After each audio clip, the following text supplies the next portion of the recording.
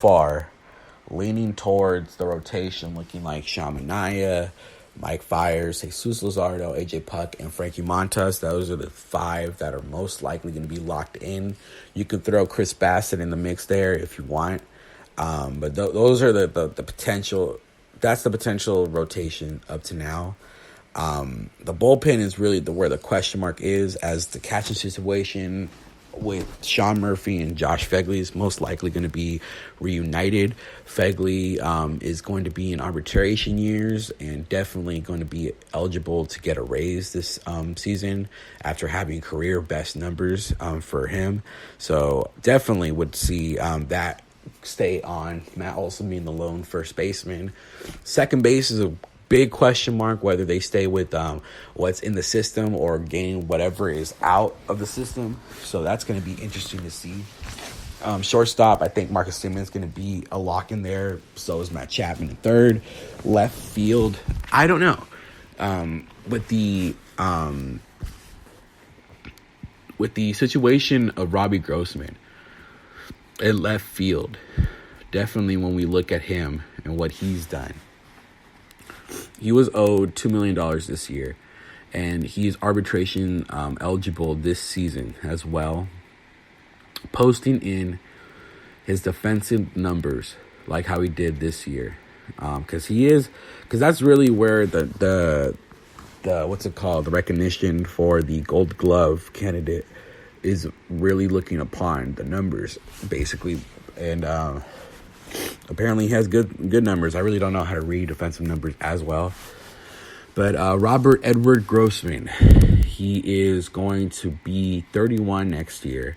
Didn't really enjoy a great offensive season. Switch hitter, which does help his case a little bit. The walks were still there. The numbers with 59 walks, and that's really what they brought him for, because not striking out a lot either. So he puts the ball in play. The doubles were still there. He had good numbers for doubles. The plate appearances were his highest in his career. This is the most he's had in the box. The most games he's played in a season. So he was a guy that stepped in and was trusted by Bo Mel to come in and play, basically. But how much of a raise is Robbie Grossman going to get? That's where it's really going to come into play. Who's going to be the left fielder?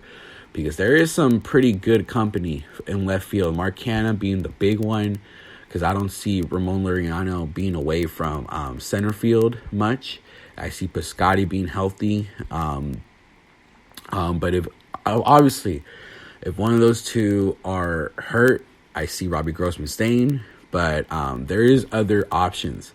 For left field, you got Pinder there, who is also debatably might be a trade chip.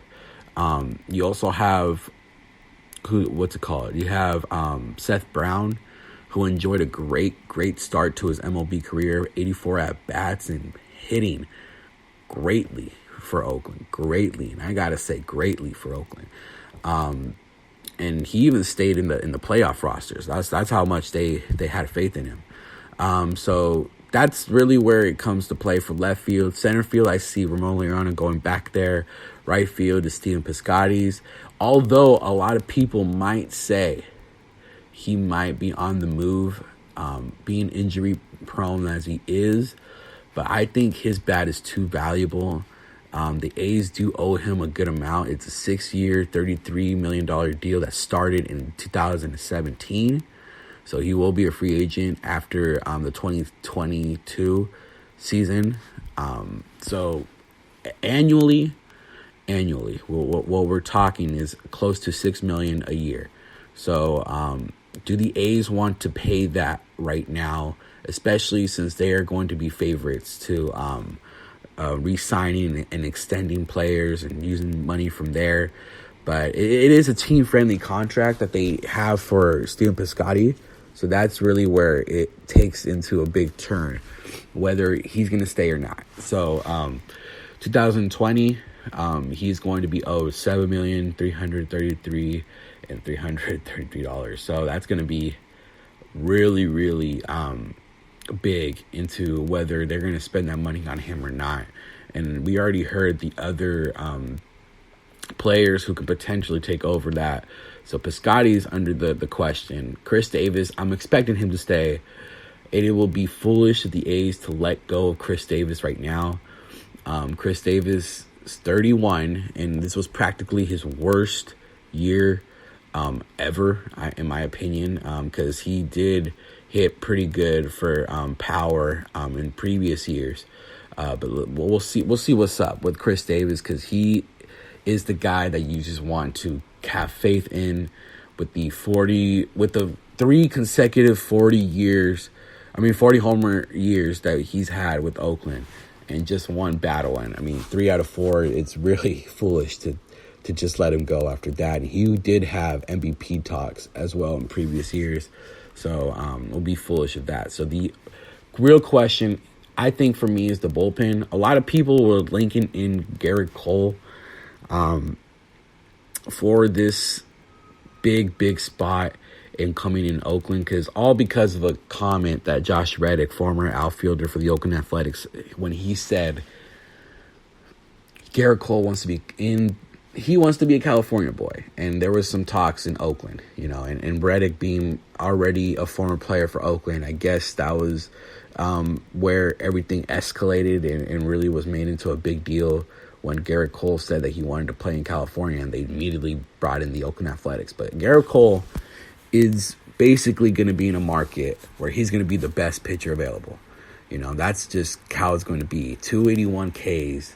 And after seeing Patrick Corbin getting the 6-year and $140 million guaranteed deal at the age 29 season, Garrett Cole is 29 right now. So this is where big time money is going to be at.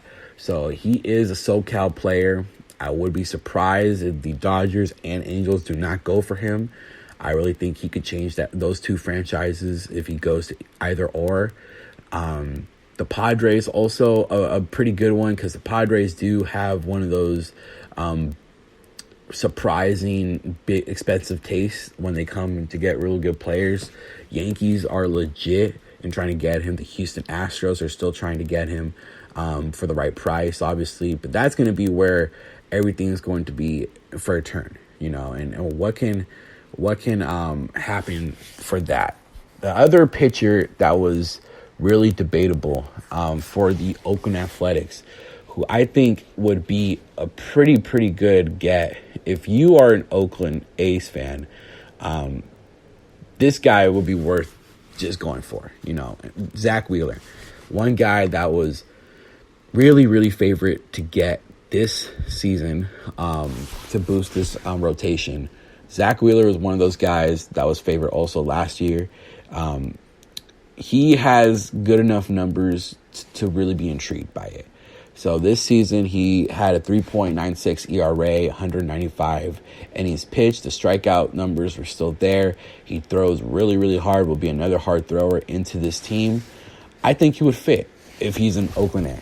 And this time he's going to be a free agent. They didn't decide to really bite into trying to get him trade wise. I think he would have cost a little too much. They decided to go with Chan O'Rourke. So what is he expected to get? And I think he's going to try to get as much as he can as well. But it was an interesting name that I saw. And they've expressed interest before, so that one made a little more sense than the Garrett Cole situation. So these are starting pitchers as of right now, the top starting pitchers available.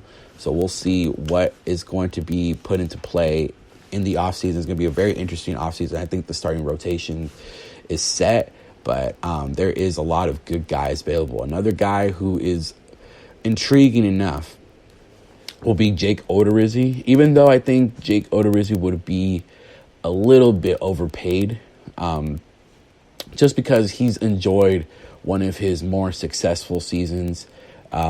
He was really easy to hit in 2017 with the FIP of 5.43.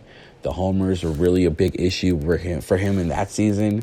But he has really enjoyed a great season this year with Minnesota, 3.51 ERA, 3.36 FIP, having 178 strikeouts. So we'll see what he is going to be up for value. But he was signed to Minnesota for a 1-year, $9.5 million deal.